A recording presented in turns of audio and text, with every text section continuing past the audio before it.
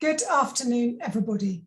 On behalf of the Economic and Social Research Council, I'm delighted to welcome you to today's event, Behaviour Change for Reaching Net Zero, What's the Cost? With COP26 around the corner, this is a number of events being hosted by UKRI, UK Research and Innovation, to show how research and innovation are tackling climate change and unlocking the range of solutions required for us to meet the UK and other countries' commitments towards meeting net zero. Today, we're focusing on understanding the changes that individuals, households, and organizations will all need to make to their behavior if we are to meet net zero, and the challenges that inevitably will accompany this. It goes without saying how urgent and important this topic is. We all know that tackling climate change will require new infrastructure and considerable technological ingenuity, but it will also necessitate considerable behavioural change for all of us in both the public and the private realm, and will have very different consequences across the economy and society. We've got two fantastic speakers here today to tell us about their relevant work in this area, both of whom the ESRC has been very proud to support over the years.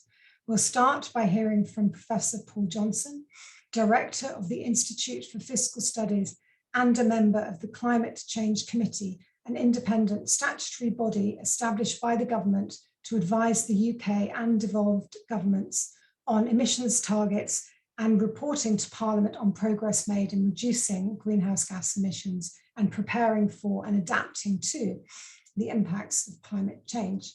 We will then hear from Professor Lorraine Whitmarsh, who is Director of the Centre for Climate Change and Social Transformations at the University of Bath. Lorraine is an environmental psychologist specialising in perceptions and behaviour in relation to climate change, energy and transport.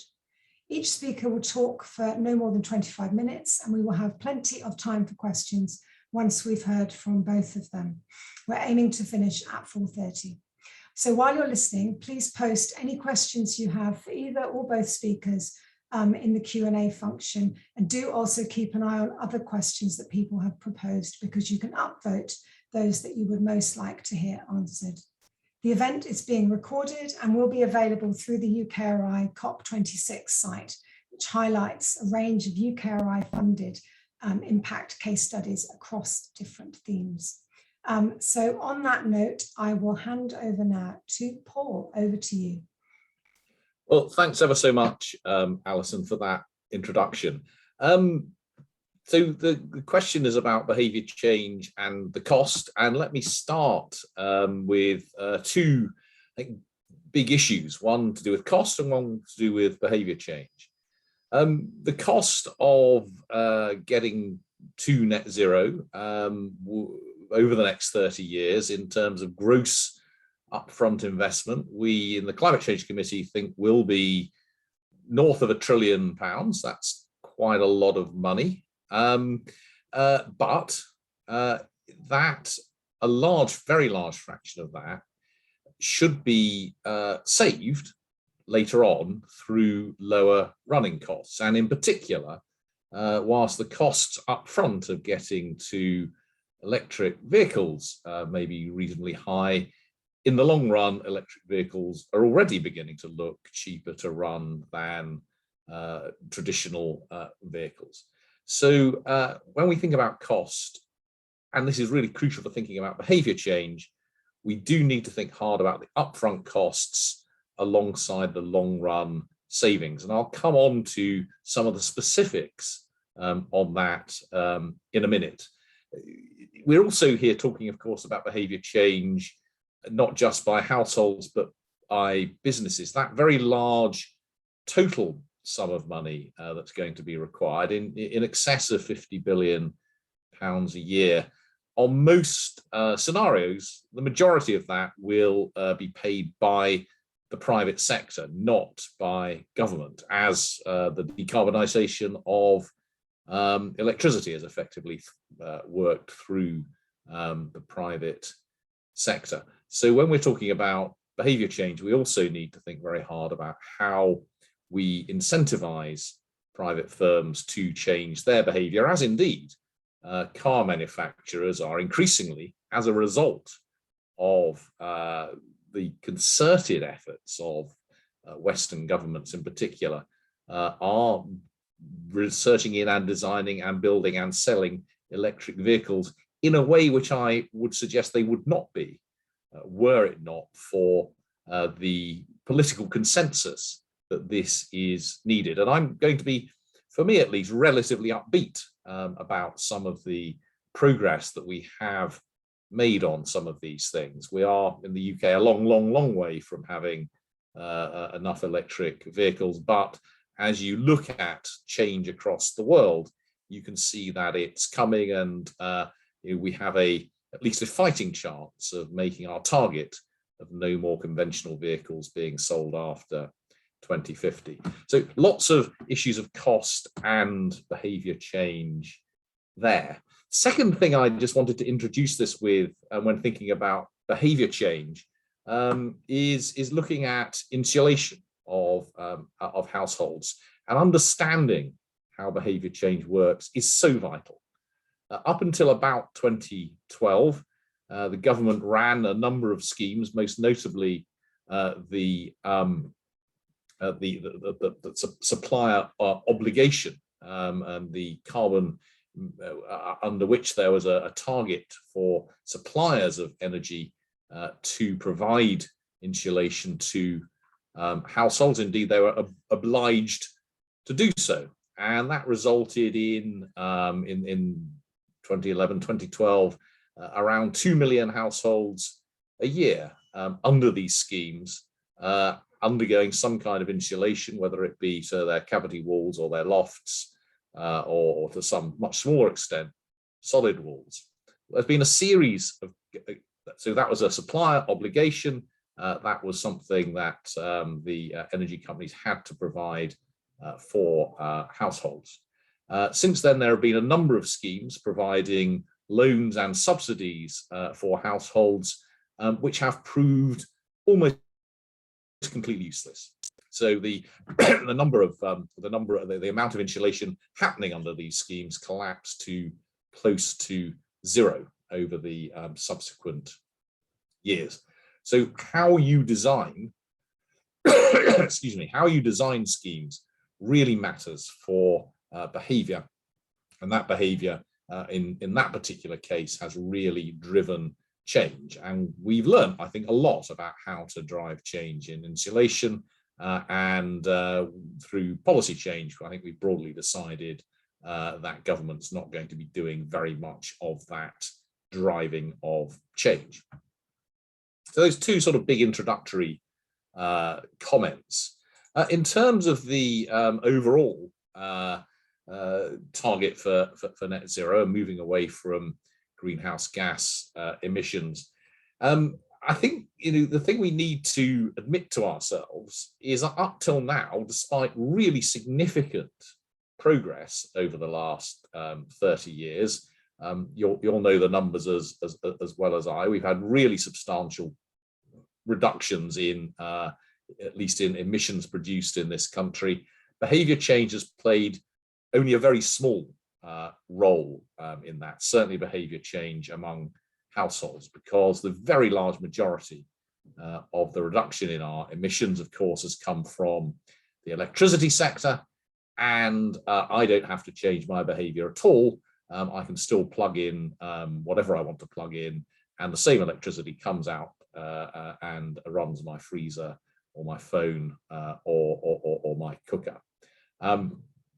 So that has happened without consumers really having to change their behavior. Now, we have had a change in the range of goods bought, and that's been largely down to regulation to ensure that they are more energy efficient than they have been in the past. And there's some limited evidence that that labeling goods helps there, but again, actual regulation telling companies broadly what to do has been remarkably effective.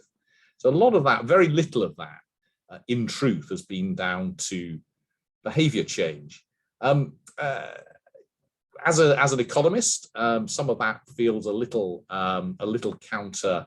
cultural, a little counter-intuitive. What we haven't been doing is driving behavior change by providing price signals. And actually, we've been doing something rather the reverse in the domestic fuel market. Because of the way that we have incentivized the move to low carbon electricity, we effectively have a high carbon price on electricity that we consume. And indeed, whether we consume green electricity or electricity from burning gas, we face the same price. So the whole variety, and I'm not going to go through the overly long and overly complex number of tax and pricing schemes in the electricity supply market. There are at least a dozen of them. This large array of schemes hidden from the public significantly, really significantly actually, increases the price of electricity. Gas, on the other hand, has no such price attached. Indeed, if you want to look at what you might think of as the carbon price on using electricity or using gas, the carbon price associated with electricity is far higher than the carbon price associated with gas. And if you take the reduced VAT that we pay on both electricity and gas into account, you can certainly make the argument that we subsidize the burning of gas, because we charge less VAT on the use of gas than we do on buying or consuming most other goods and services. If you want to drive behavior change, you do want to make some use, I would submit, of the price mechanism, though let me come to the obvious problem with that in a minute when we think about the distributional impacts of that. So the next step, of course, for households in terms of their heating and fuel use will be the move away from gas as the main source of heating. We're not going to get to net zero unless we move away from domestic use of gas. Now here we have a really big behavioral problem. We're going to need to persuade 30 million households over the next 30 years to move away from using gas boilers towards using, well, towards using either heat pumps or electricity, or possibly hydrogen. We don't know is part of the problem here, and it's a very big part of the problem. But whilst we don't notice the change in the electricity coming out of our plugs, we will for sure notice our gas boilers being ripped out or our heat pumps being installed. There's a big challenge there, I think, for government in persuading, well, first of all, in getting the right policy path to achieving that. And that's a really difficult, I mean, that is a really difficult, in my view, problem, as well as getting public buy-in to doing that. And this is a much bigger job, for example, than the conversion, which some people as old as I am will remember from town gas to natural gas, which happened back in the 1970s. So a huge challenge there, both of policy making and for people accepting changes in their lives. Let me say something a little bit more about transport as well. These are the two big sectors which need decarbonising: household heating and transport. I've already mentioned electric cars and the importance of the combination of regulation and clear leadership from governments in moving towards electric cars. Again, some behaviour change going to be required here, and some support for households who can't see how they will keep their cars charged, because it's not easy to get electricity to them if they don't have driveways and so on. But more particularly, I think there's a big fiscal, well, I know there's a big fiscal challenge here. Actually, even now, the lifetime cost, arguably, of buying and driving an electric car has come down to possibly even below that of buying and driving a conventional car. Now, a large part of that is because of the different tax arrangements. Clearly, a very different way of taxing the fuel. We have a lot of tax on petrol and no tax or little tax on electricity. If you're a company offering company cars, a huge incentive actually to be providing electric cars, which may be all for the good. Although this is, I have to say, a policy area where we have seen extraordinary lack of consistency over time, as the tax treatment of company cars has jumped up and down in an absurd way, and we really need to get that right. But the point about behaviour here is that we really have to ask ourselves whether it is plausible that government will continue not to be charging for the use of electric cars, either through tax or through some kind of road charging scheme, because if they don't, they will lose £30 billion or more of tax revenue by the 2030s. And indeed, there is a perfectly good economic case for charging for driving, even if you're in an electric car, because of the congestion that you cause whilst doing so. How do you move from a world in which these things are subsidized to a world in which they are quite heavily taxed? Now, that is a big, as I say, I think a big challenge and a big worry for the government as we do move, hopefully, to electric cars. The other thing it's worth mentioning on the transport front, of course, is flying, where we have far lower effective carbon taxes on taking flights than we do on driving cars. Across the piece, our carbon tax system is completely illogical and does nothing to fill one with confidence that we have a rational system. But we have a much lower tax on flying than we do on cars. And indeed, if you look at long-haul business class flights, again, don't forget there is no VAT on this stuff.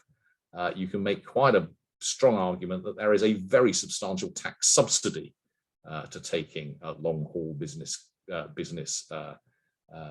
class flights, because you're paying no VAT on that, and the air passenger duty is a tiny amount relative to the amount of fuel that you are, amount of carbon you're effectively burning as you do that. We are not going to get appropriate behaviour change without some sensible price signals. Now, I do not think that price signals are the be-all and end-all of this, and may not even be the most important part of getting to net zero, as indeed there haven't been in a lot of the progress we've made so far. But we must not have them pointing, as we do at the moment, in completely the wrong direction. Penultimate point I want to make is about actually the other area where, arithmetically at least, we've made some progress over the last 30 years, which is reducing the carbon emissions of our business and manufacturing sectors. Now, the problem, of course, is that that's largely been down to offshoring of our manufacturing base, which is why our consumption emissions have not come down anywhere near as fast over the last 30 years as our production emissions. Now, how do we get behaviour change in that context? Now, here, I think we do need to think more about price and the well-known but not implemented carbon border adjustment mechanisms to put some price on at least some goods that come in according to their carbon content. Now, I don't underestimate the difficulty of doing that, but throughout all of this, despite what our formal targets are to get to net zero on a production basis, we really can't afford to forget that we need to worry about our consumption as well. So the last point I want to spend a couple of minutes on, though I think is an extraordinarily important one, which is how you get to where we need to get in a way which is distributionally fair. And that's going to be really important, I think, in terms of bringing people along and getting the behavior change that we need.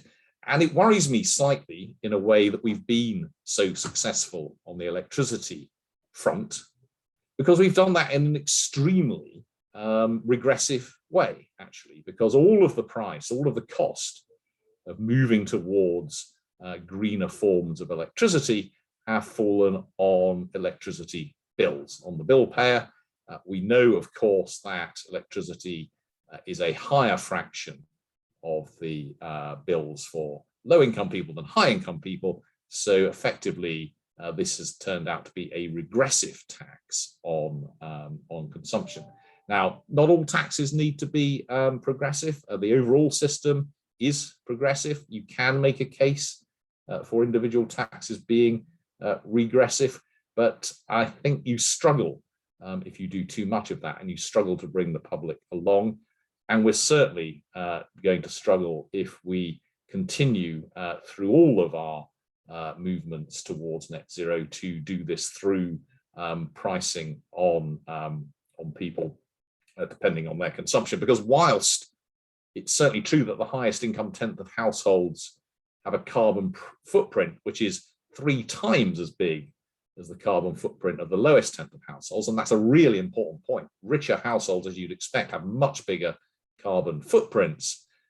Spending by poorer households is more carbon intensive in the sense that a higher fraction of their spending goes on, as you would expect, things like heating their home and other necessities. So if we're going to pass things on to poorer households through prices or taxes, we absolutely must have in place sets of policies which will compensate them, at least on average, for those changes. And if we don't, then we really do risk losing public support for the kinds of changes which we absolutely need. And that's one reason, actually, just to conclude, why in one of our latest reports, we on the Climate Change Committee really stressed the importance of much more public engagement on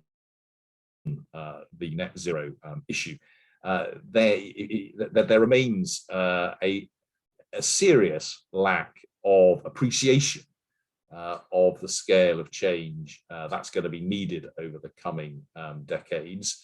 Whilst in polls, majorities of people are pro moving to reduce carbon emissions, very few have much of a clear sense of what that will mean for them. And if we don't have that sense of what it's going to mean for people and have that public engagement, then not only are we going to find it difficult to get the behavior change that we need, we are in danger of not even getting the support for the policies which themselves don't necessarily require behavior change, but which will move us towards that net zero. So that let me finish on that point about the importance of public engagement and hand over to Lorraine. Thank you very much, Paul. And that's a fantastic point to hand over to Lorraine, because I know this is an area that she's going to be covering. So over to you, Lorraine. Thanks very much, Alison. Thanks also for the invitation to join you today. I have a few slides to share, so I'm hoping you can see those on the screen now. So yes, I want to sort of really, I suppose, reinforce and elaborate on some of the points that Paul has just made. I mean, he sits on the Committee for Climate Change, and one of the reports that they've recently put out quantified that around 60% of the measures needed to reach our UK carbon targets will require at least some behaviour change by consumers. So the examples that Paul has given, including installing heat pumps, buying electric vehicles, also things like cutting down on red meat and dairy, so changing diets, wasting less, and so on. And a report out this week, actually, by the Hot or Cool Institute calculated that in the UK, the average carbon footprint at the moment is about 8.5 tons of carbon dioxide a year. That's per person. And that needs to come down to 2.5 tons by 2030. So in little over 8 years, we need to significantly reduce our own carbon footprints through behaviour change of various kinds. But we also need to change what we do, not just in the home and as private citizens, but we also need to change our behaviour in workplaces, in communities, in schools, in government, in policy making contexts as well. And Paul touched on this, the need for businesses to change their behaviour, not just consumers, but others also. And so actually, if you sort of look across all of the measures needed to tackle climate change, the vast majority will require some behaviour change, will require change in what we do. And so we're talking about really significant disruption to people's lifestyles and to society as a whole. We're really talking about transforming society, reconfiguring cities and food systems and the way businesses run. And in order to achieve that level of transformation, we do need to bring the public with us, because we're really talking about, these aren't things that we can just do without the public noticing. We're really going to have to bring people with us. And as I'll mention, examples of how we do that could include citizens' assemblies and juries, as we've started to see, but other ways of engaging too. But just to give you a few examples of what sort of behaviours we're talking about, there was a great paper a year or so ago by the Creds Institute, which quantified the changes that individuals can make to reduce their carbon footprint. And you can see here the sorts of things we're talking about include driving less or even living car-free, switching to an electric vehicle, flying less, changing energy supply to be renewable, and further down the list, changes to diet, for example, going vegan, or at least reducing the amount of red meat and dairy. So we're talking about changes to travel behaviours, to energy use within the home and how we, the sorts of technologies we use there, but also to diets and consumption. And in order to really build support for these changes, we do need to engage with people. We know that one of the most important predictors of support for policies in general is how fair people perceive them to be. And Paul's touched on this as well in terms of, avoiding being regressive and that being likely to lead to policy opposition, amongst other things. So we do need to ensure that policies are fair, because then that is more likely to lead to policy support. In fact, we've found that fairness of policies can be more important to people than how effective they are in tackling climate change. And fairness also links to how much of a say people have in developing policies, actually. So the idea of procedural justice, people having a say in the design of policies and what sort of policies we implement, as well as fairness in terms of who gets what and the distribution question. So we do need to provide a voice, ensure that people have a say in decision-making about climate change.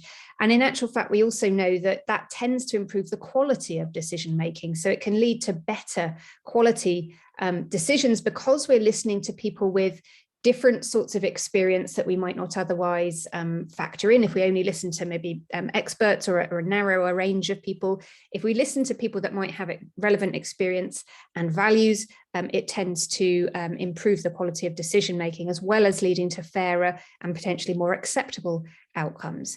And what we also know is that engaging citizens can help build a political mandate as well, because a few years ago, what we found, the evidence conducted with interviews of policymakers found that they often said that they didn't really feel a strong push from their constituents or the public to tackle climate change, that it didn't seem like it was an important issue for them. Well, actually, the more surveys that have been done more recently, and the more things like the Climate Assembly UK, which was the UK's Citizens' Assembly on Climate Change, and local citizens' assemblies and juries, all of this evidence is actually pointing to the fact that the public really do care about climate change, and they really do want bold action to tackle it. And so hearing that then gives a stronger political mandate to take action.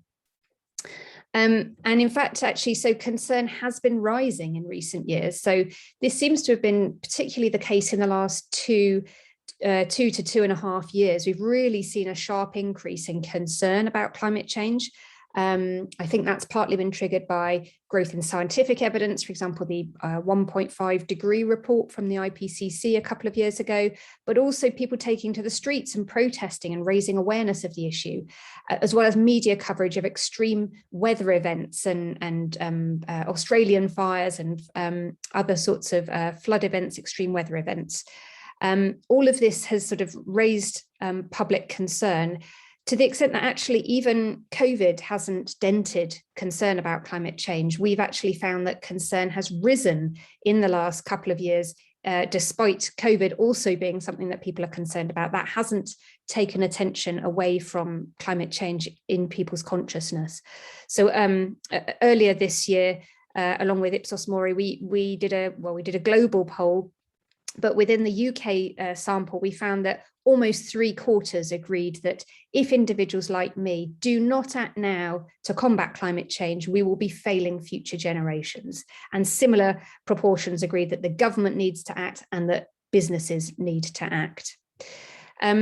Despite this level of concern, we do know that behaviour change is lagging, and yet we do have strong support for various measures, including buying more energy efficient products and appliances, moving away from cars, limiting air travel, even changing diets to eat less meat. There is broad public support for those sorts of measures. But we know that policy support and concern do not necessarily translate into behaviour change. And that's because there are many barriers to actually adopting these low carbon habits that we'd like people to adopt. So what can we do to change behaviour and encourage net zero lifestyles? Well, broadly speaking, we categorise interventions in our work into 2 areas: downstream interventions. That's where we might focus on individuals' choices directly, so their decision making and maybe their attitudes, their knowledge. So often this is around giving people information, informing them so that they can make better decisions. And so it might be about putting carbon emission information on menus, as has been trialled in the National Trust, for example, or eco labels, climate labels, which are increasingly being rolled out. Sweden a few days ago was the first country to require all fuel pumps to show the carbon emissions from the different fuels that are being consumed. So those sorts of things can help shape behaviour. But we also crucially need what we call upstream interventions. And this is where we're changing the situation in which we're making our decisions, really. So we're actually changing the prices, the availability, the physical environment. So we're talking about economic measures, incentives and disincentives, but also regulation potentially to remove some of the most polluting products, or even just to increase the availability of those sorts of products, as well as changing the physical, the built environment as well. In terms of the downstream, we have a growing body of evidence, really, of what works there, what sort of information works. We do know information is important to give to people because there are gaps in people's understanding. For example, there's fairly low awareness, actually, around the need to change diet, to eat less red meat and dairy. So we can give people information about the impact of different products, as I mentioned, through things like climate labels. But crucially, communication is most effective when it targets what people really care about. So while we might be able to encourage some people that care about climate change to adopt lower carbon products by highlighting what those products are, actually not everybody is as motivated to tackle climate change as maybe the most committed. So but many people are concerned about saving money, about maybe saving time, about being healthy, helping their community or their family's welfare. And so the more that we can design interventions that achieve those things that people care about, so-called co-benefits of climate action, and we can frame our messaging around those co-benefits, the better. So actually, the good news is that a lot of the measures to tackle climate change do have those wider benefits. So walking and cycling more is not only really good for tackling climate change, it can improve our health, of course, and so can eating less red meat. And creating green jobs, it's through in sectors like heating, as we've heard about, or installing insulation. That can be obviously good news in terms of sort of the economic co-benefits, as well as helping address climate change. So we know a bit more about sort of how to effectively give people information in a way that can engage them. And we can use wider social approaches as well. And so we know that people are strongly influenced by what other people are doing, actually. They tend to not consciously be aware of this, but actually people do sort of follow the crowd. They like to sort of be sort of normal and do what is expected in many senses. And we're particularly influenced by people we care about. And so people who we think are like us. So our friends and family, perhaps our colleagues, our neighbours. And so if we see our neighbours adopting solar panels or electric vehicles, there's a chance that there's a greater chance that we will think, oh, that might be something that I could think about. So it's a solution that's relevant to me. It's people like me are adopting it, so maybe it's something I could do. So those sorts of neighbourhood effects have been documented. And the more that we see people around us taking climate change action, the more this helps to create new social norms around low carbon living, and we move away from the car perhaps being the normal way of traveling towards lower carbon modes. And actually there are, of course, different norms around travel in different countries, so it is possible to create new norms. Even just telling people about what a lot of other people are doing has been found to significantly change behaviour.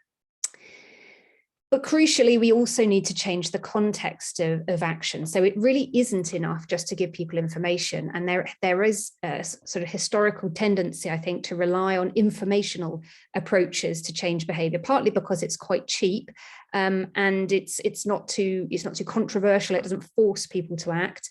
But a recent meta-analysis found that these sorts of downstream informational approaches tend to only be about 2 to 3% effective in changing behaviour.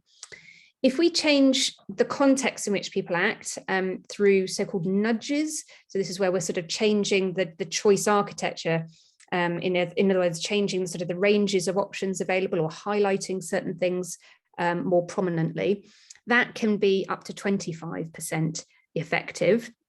But I'll give you a couple of examples here of things which might be even more effective. So one study conducted by Cambridge researchers, they actually doubled the proportion of vegetarian options in a number of canteens from previously 1 in 4 option to 2 in 4 of the menu options. So half of the menu were vegetarian. So you could still choose meat, but they doubled the availability of vegetarian choices. That increased the sale of vegetarian foods by, in some cases, up to 80%. So quite a small change, but actually quite a significant effect. And even more impressive, a Swiss study looked at energy consumption behavior and energy tariff take up. And what they did was they changed the default tariff that consumers were on. And this was almost 250,000 consumers, from being a fossil fuel tariff to being a renewable energy tariff by default. So that was the one that you were automatically put on. You could still opt out of that tariff, and actually that would save you a little bit of money to go onto a fossil fuel tariff, but it would obviously involve some effort. And people tend to sort of just stick with the default because it's the easiest option. And what they found was that actually almost 90% of consumers stuck with that renewable energy default up to 4 years later, and they didn't switch to the slightly cheaper fossil option. Whereas when you had to opt into the renewable tariff, only 3% of people took that up. So that's an enormous change just by changing the default, and it retains choice as well. So it's not too unpopular in that sense.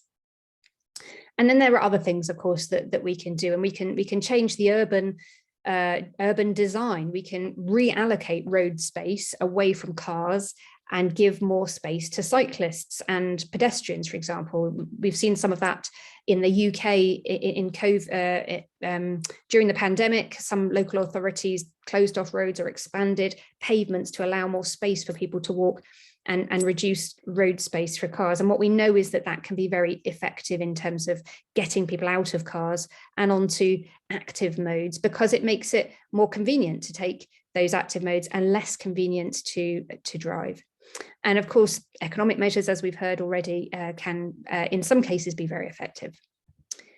Crucially, though, a really key take-home point is that it works best when we combine these measures, the downstream, the upstream, and lots of types of downstream and upstream measures. So in one study that colleagues did, when they gave just information to customers about encouraging them to bring their own cup to the coffee shop, so this sort of information campaign, lots of posters, they found only 1% of customers changed their behaviour to bring their own cup and avoid using a disposable cup. Whereas when they gave people information and there was a charge on taking a disposable cup, and they gave some people a free reusable cup, then a very higher proportion of people, 38%, changed their behaviour.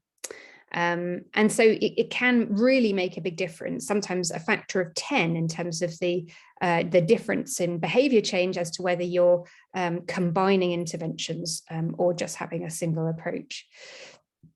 And my very final point is really about when you intervene, because we know habits are a really major barrier to lifestyle change.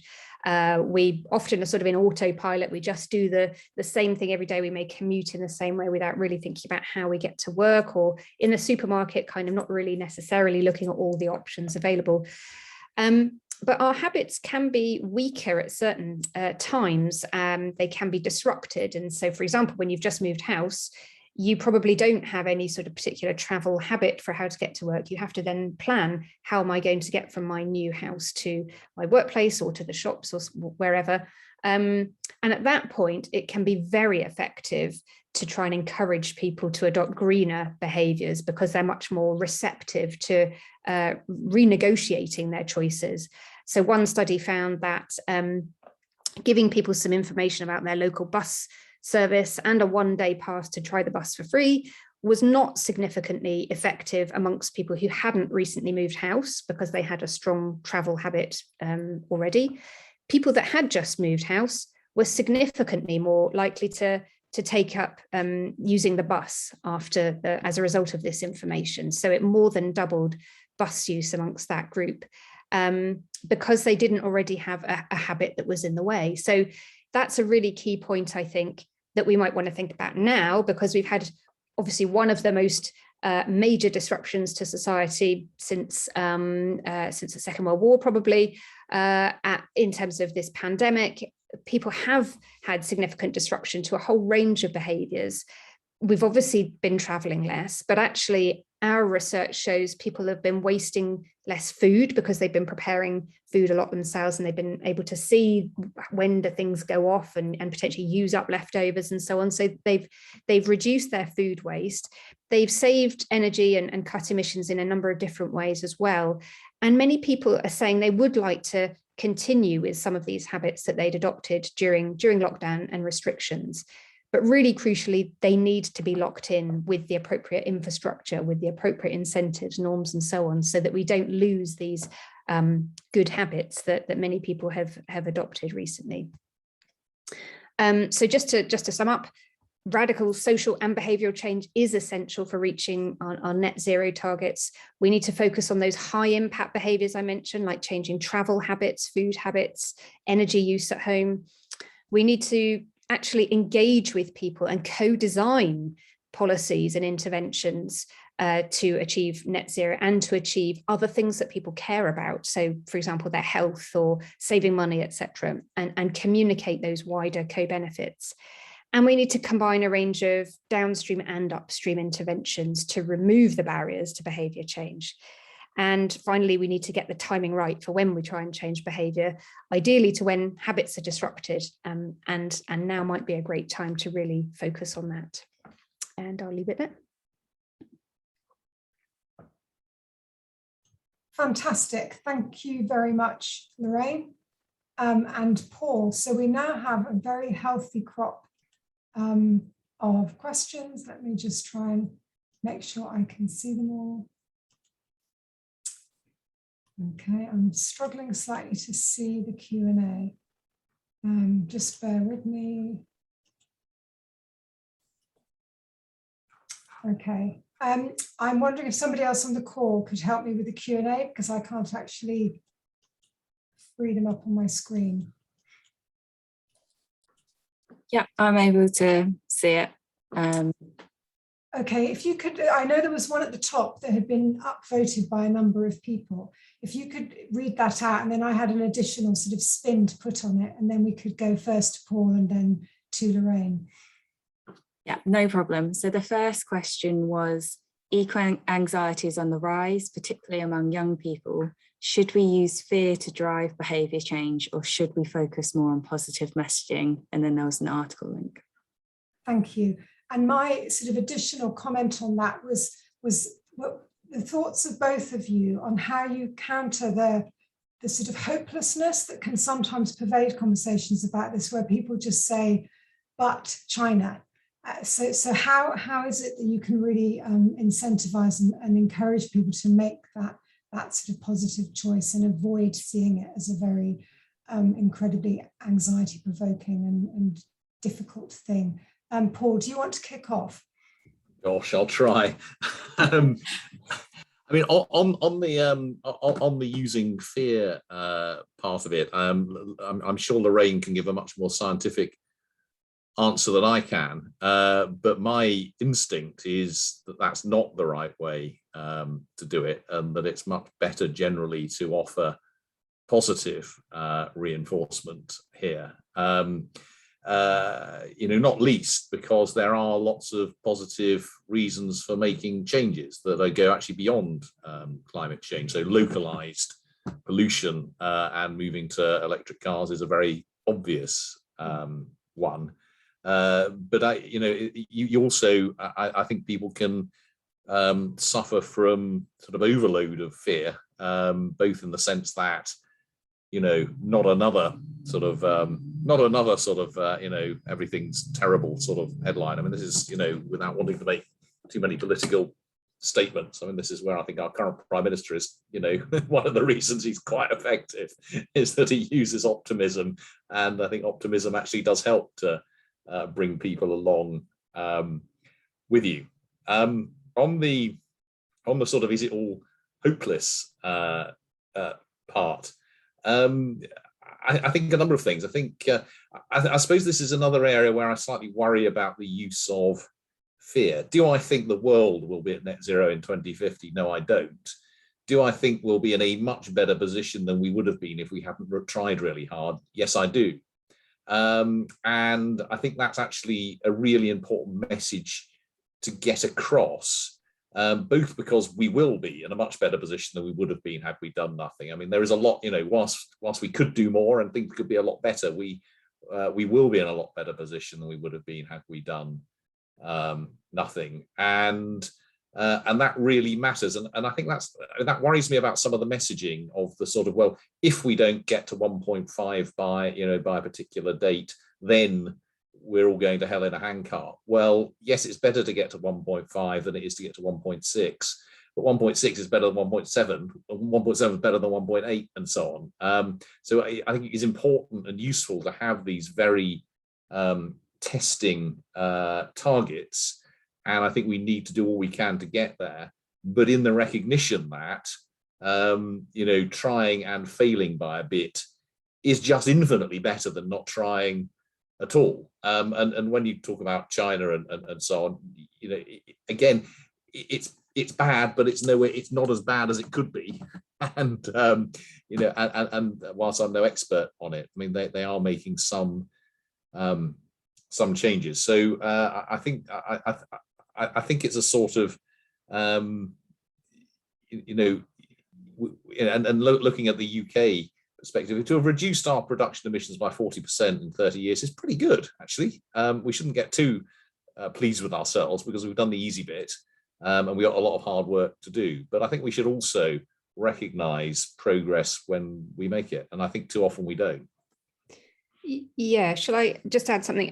I completely agree. And I think, yeah, the evidence basically shows that you have to be very careful using fear to communicate any risk. I mean, the health literature has a huge body of evidence on this in particular, but increasingly the environmental risk literature too, is that you really risk just switching people off and making them feel like they can't do anything about it if they're just too paralyzed by fear.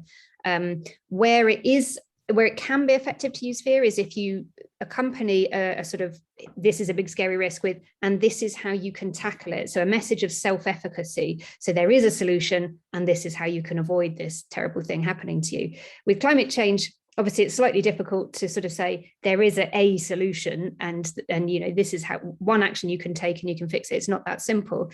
But the more you can, I think, communicate that together with other people, these are the things that you can do to make a difference, and highlight areas of good practice. So the more you can communicate that things are already starting to change. So even saying, yes, we have already made some cuts in our emissions, that's great. And look at this community that are really changing what they're doing and their life is getting better, and lots of positive things coming out of that. So that's why I was talking about the need to focus on wider benefits of action, is actually because that is really motivating and really engaging for most people. Whereas the more negative is really, it's very difficult for people to engage. They're more likely to switch off. So I think that building a sense of efficacy, highlighting positives is absolutely critical for climate communication.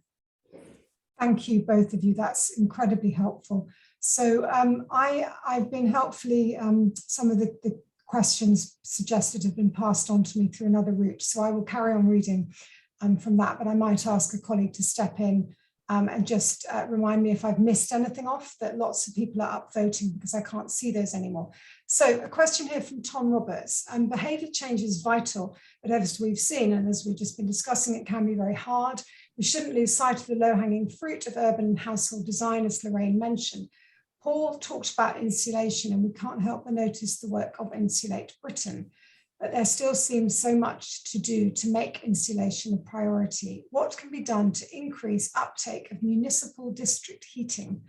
Are there huge opportunities here for terraced housing or tenements and flats, especially given the current energy crisis? So I think I'll start with Paul, because Paul, you flagged rightly the incredible role that heating plays in terms of the sort of need to decarbonise. So if you want to take that rather long question as your starting point, I think it's really your thoughts on where next in relation to heating and insulation, and what would you see as being the most appropriate approach for government to take here? I'm not going to try and say anything about municipal district heating, I'm afraid.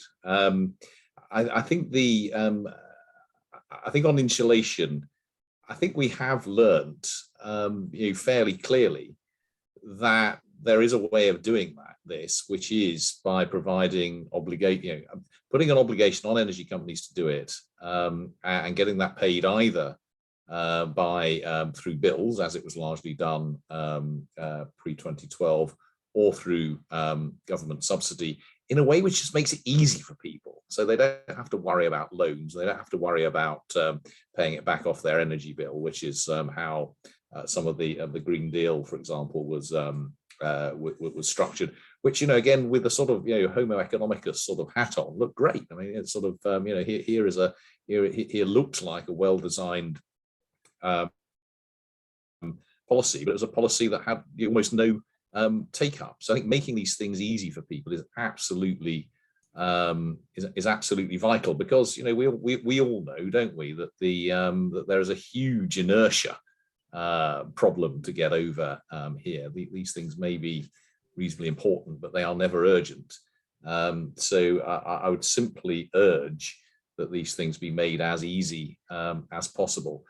On heating more broadly, I think we're in a little bit of and Lorraine or others may know more about this than I do, But I think we're in a sort of really difficult limbo at the moment, because the truth is we don't know what we're going to do. We don't know whether we're going to really be able to roll out heat pumps. We don't know whether we're going to move to hydrogen. We don't know whether we're going to have to rely on essentially moving to full electrification, and we don't know which forms of houses are in which place. And that this, in terms of actually getting to net zero and our lack of strategy for getting there, I think that's probably what worries me more than anything. And yeah, I think we need to start with some money behind it, running some pilots around how you start to make some of these moves. I don't think we yet know enough about what's going to work. Thanks, Paul. Lorraine, anything to add on that? Not greatly. I mean, I just flagged that there's some good work by the Grantham Institute in terms of co-benefits of things like insulation and low carbon heating systems, and of other interventions as well, actually. So, for example, health co-benefits. And so I think engaging with local authorities, the same principle there really around kind of flagging these wider co-benefits for health co-benefits and in social inclusion and other things that they're trying to tackle. So where it requires policymakers to make decisions around these implementing these different measures, I think we can make links across these different sort of policy areas and highlight co-benefits too. So following on from that, an interesting question here from Olivia Johnson about heat pumps. So she's benefiting from a free heat pump due to an extension of the electrification of heat demonstration projects resulting from the inability of the scheme to give away heat pumps in England. We're glad to have it, but we will be paying more to heat our home due to the high tax on electricity as opposed to gas. This seems a barrier to wider uptake for heat pumps. The high electricity tax seems bonkers policy. Why does it exist and when will it change? So I'll go back to you, Paul. Yeah. That. Well, I entirely agree with the sentiment of the sentiment of the question. I mean, we do have now a high tax on electricity, even though a significant fraction of it is really quite green. And we have effectively a subsidy on tax on gas consumption, even though obviously gas consumption is not green. I think it's actually a really interesting example that you're giving there, that makes the difference between even using a heat pump with electricity as opposed to using gas. Though, given what's happened to gas prices at the moment, that of course may change.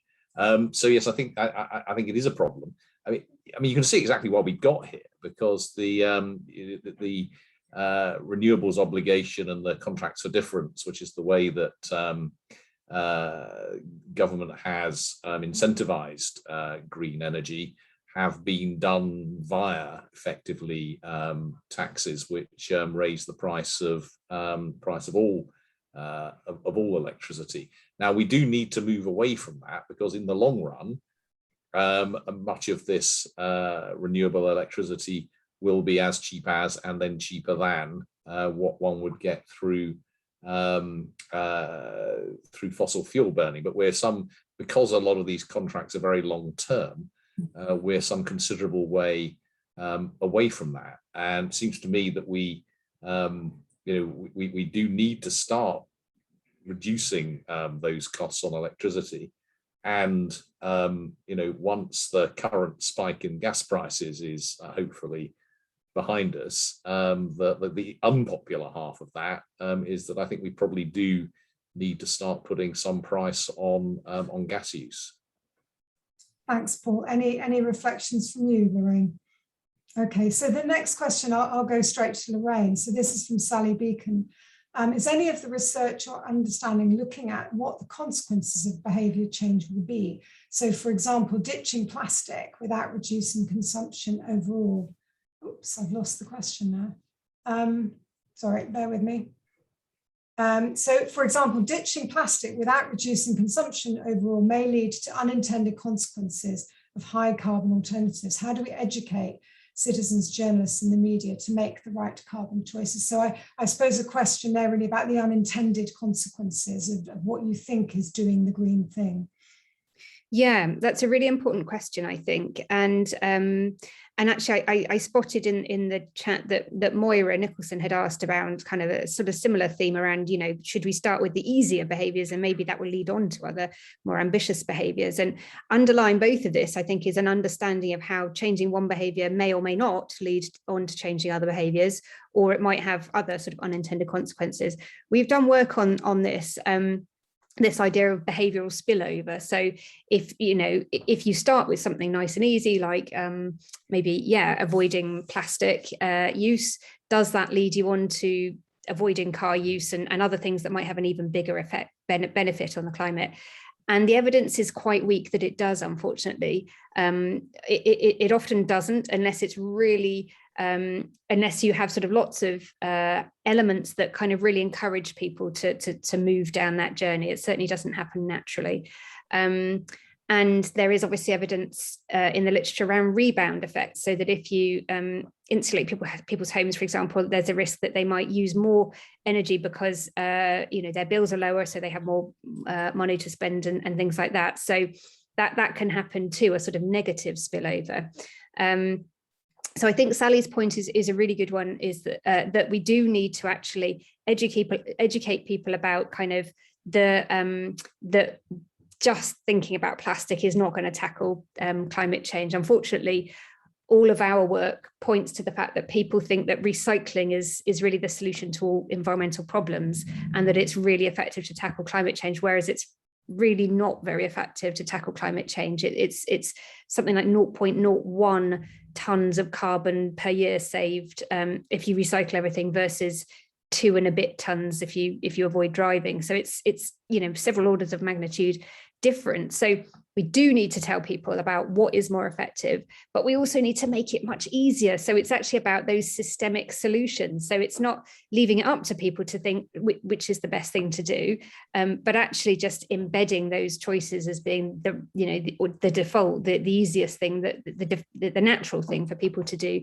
so that they don't have to kind of make a decision about, should I do this? Have I done enough? That we need to make it all kind of embedded. Great, thank you. Paul, any? Nothing to add. Okay, so I'll move on to the next question, which is from Joe Harper. And I'll go straight to you on this one, Paul. So the CCC recommended net zero scenario, the balanced pathway, places a fairly strong reliance on autonomous behaviour change, so diet, modal travel shift, etc. If there are not any changes in these areas in the next 30 years, will the cost of achieving net zero be significantly greater than if future behaviour change occurred? That's a great question. And the answer is yes, certainly somewhat more expensive. And I think this is, if I'm honest, one of the areas where we need to do more work on quite how you achieve some of those changes. It's certainly the case that significant diet change helps. Actually has a taking Lorraine's example, it's better than recycling in terms of its impact, and I suspect not everyone quite understands that. And again, that's not really to do with air miles, for example, which people get excited about. It's to do mostly with the amount of red meat and other animal products that you consume. Now, again, one needs to be very careful about how to sell and message that. I mean, there's you don't want to be sort of drawn into the nanny state sort of arguments, but obviously there are very big positive other benefits associated with change in that way.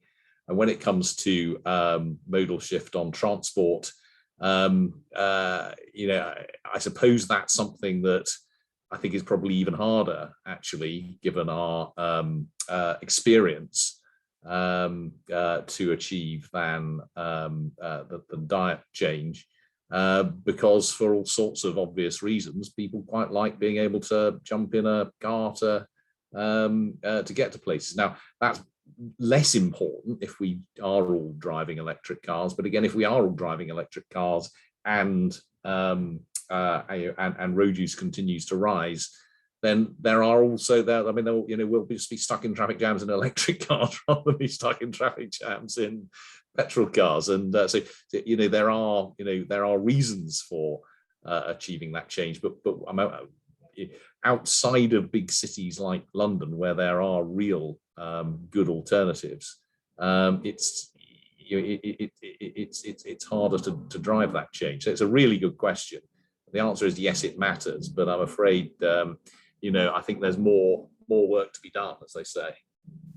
Great, thank you, Paul. And you're absolutely right. The point on electric cars, I think people all too often forget that they still produce particulates, they still produce pollution of their own, which we need to be concerned about. So the next question, I'll go straight to Lorraine. So this is from anonymous attendee. How do we influence the media to stop messaging about getting back to normal? So this is obviously sort of speaking to the points you were making about change during the pandemic. Yeah, well, that's a great question. I mean, our research shows that while obviously there were lots of things people did not like about restrictions and lockdowns, there were lots of things people really did enjoy, and they enjoyed like working from home, for example, to a reasonable extent at least, not having to commute as much. They enjoyed a lot of the creative hobbies and things that they started to take up, which in general tended to be lower carbon than some of the things they were doing before in terms of consumption and travel and various things. So, people took up new hobbies and got to spend more time with their family in some cases. So there were, although experiences varied enormously, most people said there were things about the restrictions and lockdown that they did enjoy and wanted to continue doing.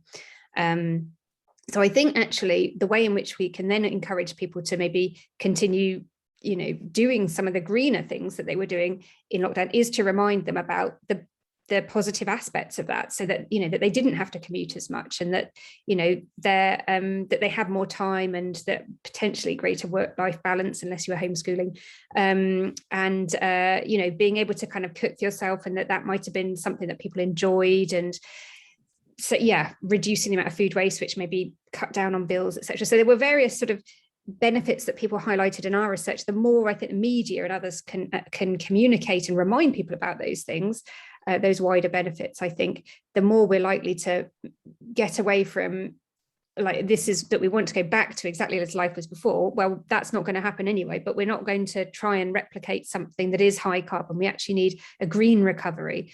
And so I think using that sort of language about kind of new normal or green recovery, and encouraging people to reflect on what they did appreciate in the last couple of years. Great, thank you. Now a question from Graham Craig, and I'll start with Paul, but I think this is probably a question both of you would have a view on. Does the net in net zero make behaviour change harder to achieve? I can just offset instead of cutting my emissions. And I think this probably, Paul, speaks to some of your comments about the sort of distributional consequences of trying to change behaviour, and how you do that in an equitable way. So any reflections from you on that would be welcome.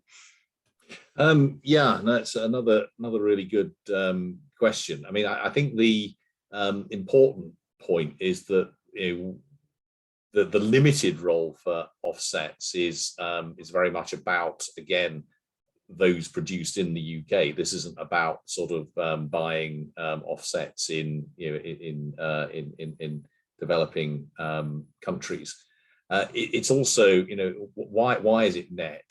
Well, it's because, as far as we can see at the moment, there are some things where we don't have obvious alternatives to fossil fuels, and flying is one of those. Now that there may come the day where we get electric planes, or we can do that entirely on biofuels, but we're not in that world at the moment, and one or two industrial processes are the same.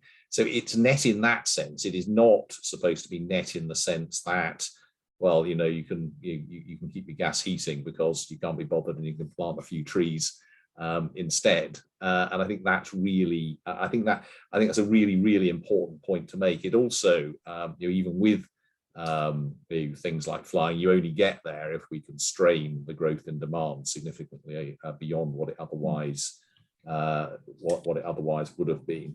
And I think in terms of the equity point, it's terribly important that this does not become, and it's certainly not intended to become, and I suppose it slightly worries me that it could be taken as meaning that rich people can, as it were, offset what they're doing and poor people can't. Actually, it's one of the things that I said. I mean, the carbon footprint of the richest 10% is 3 times that of the poorest 10%, and so they've got more change to make, and they need to make that on a sort of gross basis, not by kind of carrying on as they are and offsetting, and that's absolutely not the intention of the net in net zero.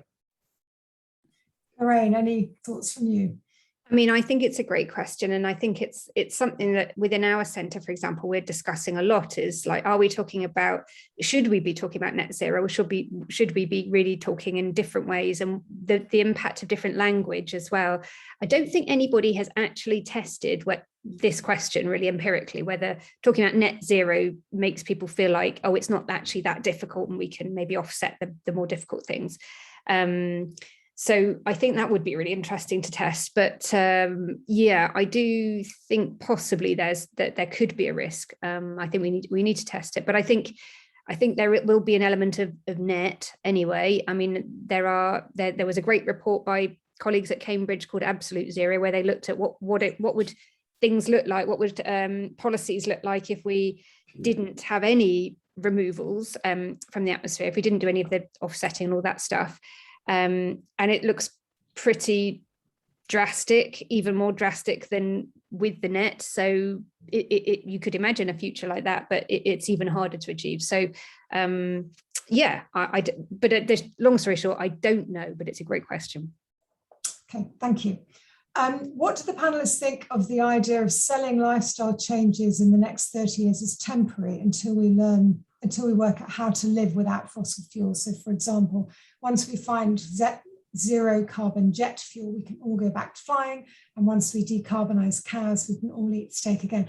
So I suppose it's about that tendency of some people to think that there is going to be an ultimate technological fix to this.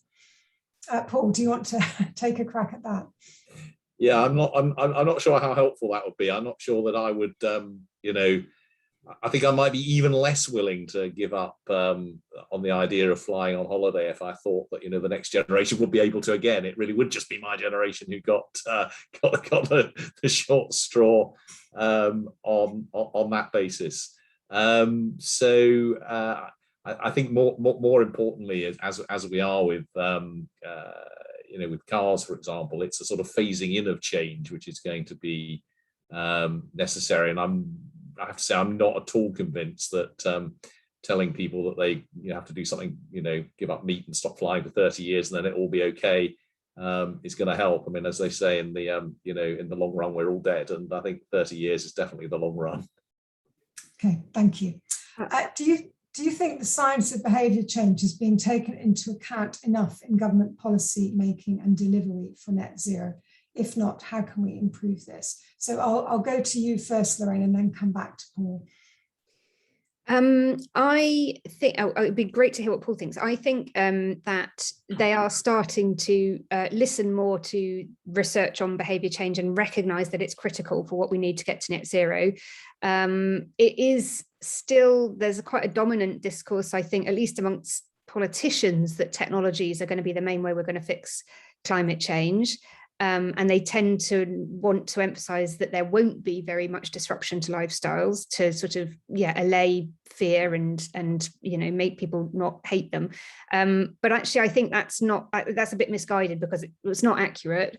But also, I think it just assumes that it's about sacrifice. And actually, as we've talked about, many of these behavior changes will improve people's well-being and make them healthier and potentially, happier and create jobs and all the rest. So I think actually not shying away from those messages about behaviour change is what we need to do.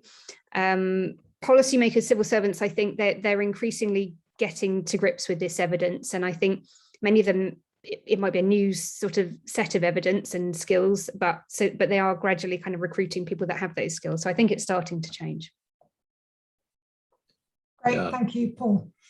I would agree with that, and just to sort of advertise the fact that one of the more recent members of the Climate Change Committee is Professor Nick Chater, who's a professor of behavioural science, and we specifically went out looking for someone with expertise in behavioural science. Alongside the majority of the committee are scientists, and then I'm sort of the odd one out economist, and there is now a sort of behavioural scientist on the committee, because we recognise that as very important, and indeed, so I think our interlocutors in government recognise that as important as well. Now, how much impact that's currently having on government, I don't know.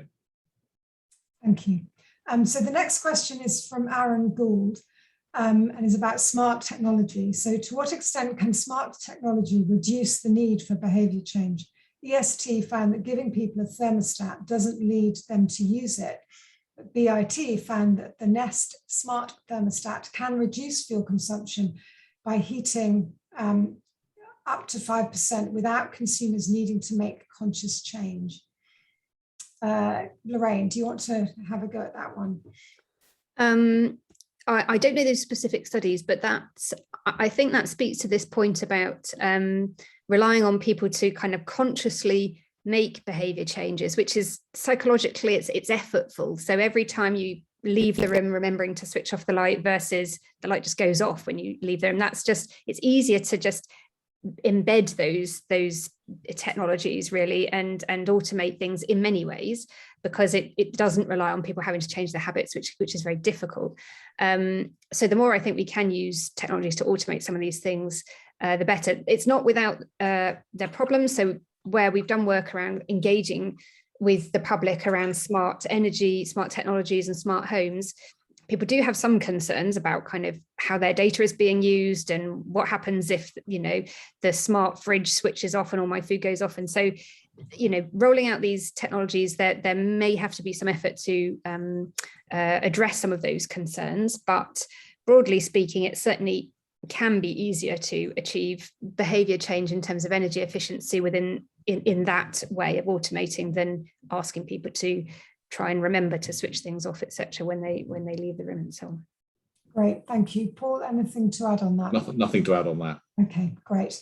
So the next question is from Amy Marks. My understanding is that policymakers are becoming increasingly keen to incorporate behaviour change principles into their policies, but they don't know enough about it, and this is a major barrier.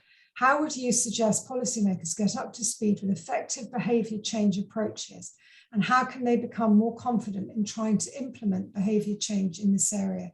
It's a vast area and the clock is ticking. Paul, I'll start with you and then go to Lorraine. I was hoping you were going to ask Lorraine first. I think she's much more expert on this than me. In fact, I'm going to pass the buck straight to Lorraine. Okay, Lorraine. Yeah, well, again, it sort of relates a little bit to the earlier question around kind of the expertise within civil service and so on. And I think, there's tended to be a bit more of an emphasis on economists amongst the social scientists, as well as kind of engineers and others, and rather less recruitment amongst the wider set of social scientists like psychologists and sociologists and others. But as I say, I definitely see that starting to change. In BEIS, for example, their public engagement and behaviour change team has been massively growing. And I think potentially elsewhere within different departments that there's been a bit more of a kind of let's bring in some expertise around behaviour change. So I think it's starting to change. And I think also other things that can be done apart from them recruiting people with these skills is to to open up kind of scientific committees and consultations and other ways in which policymakers engage to ensure that there are people that have sort of behaviour change expertise. And I think it is starting to happen, but it is kind of just maybe moving in away from an assumption that it's the economics is the sort of the social science that we need to listen to. Great, thank you very much. So I'm conscious we've got 10 minutes left. That gives us time to ask a few more questions. The members, people in the audience, do have a look at the questions that are there and upvote those you'd most likely see answered, because we're not going to be able to go through all of them. So I'm going to come to a really nice question from Olivia Johnson, which again, I'm afraid I'll start with Lorraine because it's very much in your territory. COVID has laid bare stark political divides around yielding personal freedom to provide communal security, often played out as a fundamental lack of agreement on the value of expert knowledge and evidence-based solutions. How can we overcome political tribalism when communicating about climate? Does progressive activism help or hinder with this? And obviously we've all seen some very kind of good examples of that challenge being played out with the Insulate Britain sort of activities over the last few weeks. So Lorraine, over to you.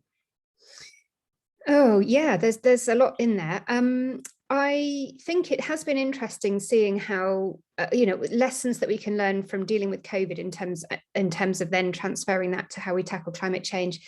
The fact that scientists have been really listened to in a way that maybe they haven't been for some time, and that we've been presented with data and had we've become armchair epidemiologists and all the rest. And so I think that's sort of quite encouraging in a way that a few years ago we were told nobody trusted experts anymore, and I think that isn't necessarily the case. But I think there remains issues around, I suppose, individual freedom versus collective good.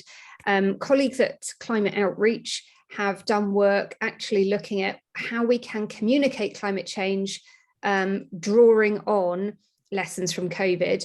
And actually part of this was about emphasizing the way in which communities can work together for collective good, and say, look at how we all helped one another during the pandemic, and imagine what we could do if we could if we did the same for climate change, if we all acted together as communities and as a wider society.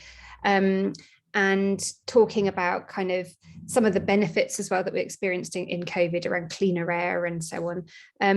So there is empirical work actually testing ways of communicating that, draw on lessons from COVID. I mean, I think there still will also be political divisions around the extent to which we're talking about regulation and restrictions versus individual freedom and markets and stuff. And I think that's somewhat inevitable, but we will need a combination of those things, I think. So we need to be sensitive, I think, to the fact that people will have those different preferences, but trying to highlight the wider benefits of those different interventions.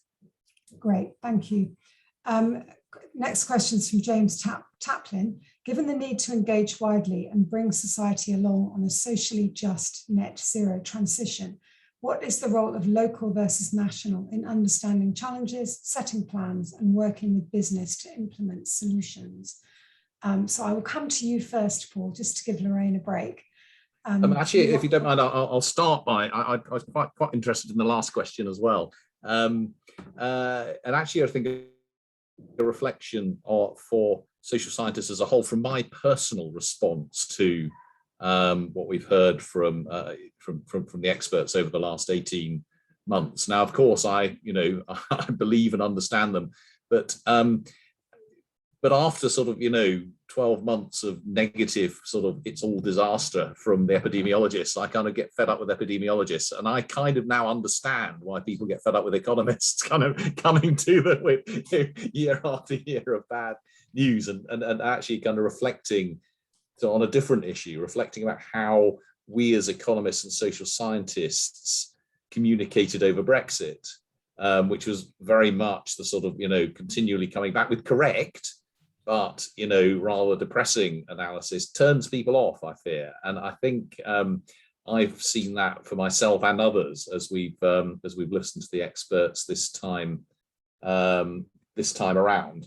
And obviously we also, I think, need to think quite carefully about how we communicate uncertainty and so on, because I mean, right now we're in a much better place than it appeared most of the experts said we were going to be a couple of months ago. And and as we communicated about Brexit, the sort of slightly silly things coming out of the Treasury at the time saying there will be exactly whatever it was, 6.2% of GDP less in 2035 or whatever. I think people are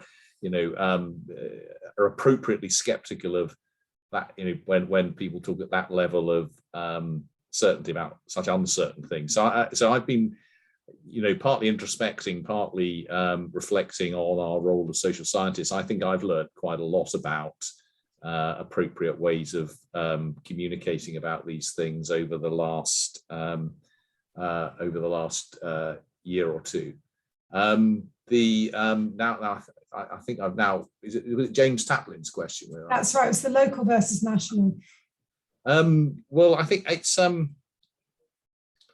I mean, I suppose by you know, as someone who works, you know, with national government, I think most of the in the end, a big change comes from national changes. I mean, we can't move to green electricity without most of it coming from you know, wind farms and so on, and we can't all have. I mean, I've got some friends who've got, you know, solar panels and, you know, windmills in their back garden, but we can't do most of it that way. And I think it's important that we recognise that role for national, you know, for national policy and, you know, and big policy. And I think that's also true of some of the, you know, whilst individuals have to make the choices about you know, electric cars in the short run, you know, in the long run, it's only because VW and Nissan and what have you are, you know, building millions of electric cars that we're going to make the change. And it's only because in the end governments are setting that agenda. Now, individuals help with that because they push that forward, and I think it's helpful to go in that same direction.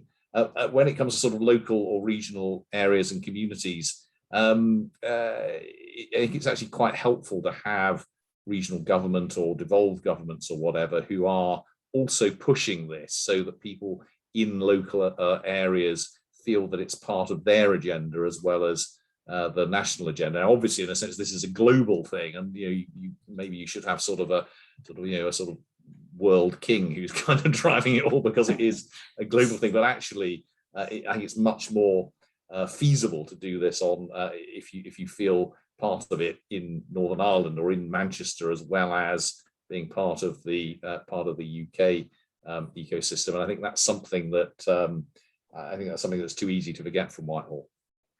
Thanks, Paul.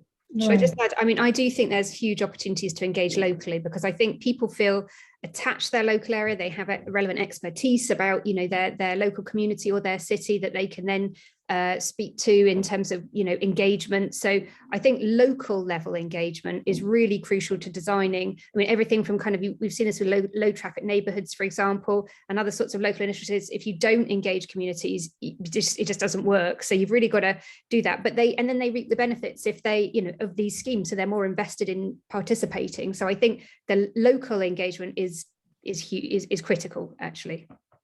Great, thank you both. That's a really good response. So our final question, which I'm going to ask because a number of people have voted it up, is from Louise Resler about recycling. So it's really picking up on one of the points that was made earlier. So you mentioned people think recycling is very important in reducing emissions and reversing climate change. Do we know why? What signals have people been given around recycling, and could these be harnessed or replicated for more high impact behaviours? I'll start with Lorraine. I think this is because it's been the focus of a lot of campaigns, environmental campaigns, for many, many years. We've been told to recycle, to do our bit. And so recycling has been a focus of communications. We've been given facilities to enable us to recycle. So now it's relatively easy. Social norms have changed so that recycling is much more common. And so you can see your neighbours recycle, people at work are recycling. So it's become entrenched as a thing. And people like to feel that they're making a difference. And actually, by physically doing something like separating your waste, you sort of feel like you're doing something. Whereas with energy, for example, it's not something that you can necessarily see, and kind of how much energy am I using? Am I saving any energy, etc. So it gives you that sort of tangible sense of making a difference that I think people like. We actually know that people really like the idea of avoiding waste, not being wasteful. So that's a really good way that we might be able to kind of communicate around climate change. So not being wasteful with regards to energy might be a way to engage a lot of people. So yes, I think there are lessons that we can draw there around communication, but also around giving people infrastructure to encourage change and changing norms to make it more normal. Brilliant, thank you. Paul, any final thoughts from you on that? And not on that specifically, Alison, no. Okay, so with that, I'll draw this to a close. Massive thank you to Lorraine and Paul. One of the things I find very difficult about doing this on Zoom is that if we were all together, I know there'd be a big round of applause. So I hope you can hear a virtual round of applause. I've taken a lot from that about, I was particularly struck, Paul, by your points about sort of lessons from COVID and Brexit in terms of how we communicate with people. And Lorraine, about your points on the need to make these things as straightforward as possible and as effortless as possible. So huge thank you to both of you. Thank you to the audience for some great questions, and enormous apologies if we didn't manage to get around to your question.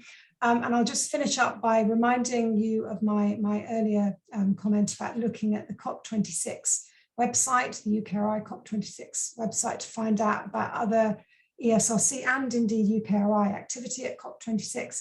And then finally, to flag that many of you will be aware of the ESRC Festival of Social Science, which is taking place in early November alongside COP26. The listings for that are now live, and there's a very wide range of public events throughout November on climate change. So do please take a look. I'm sure somebody's put the link in the chat. So huge thanks to everyone, and enjoy the rest of your Thursdays. Thanks all.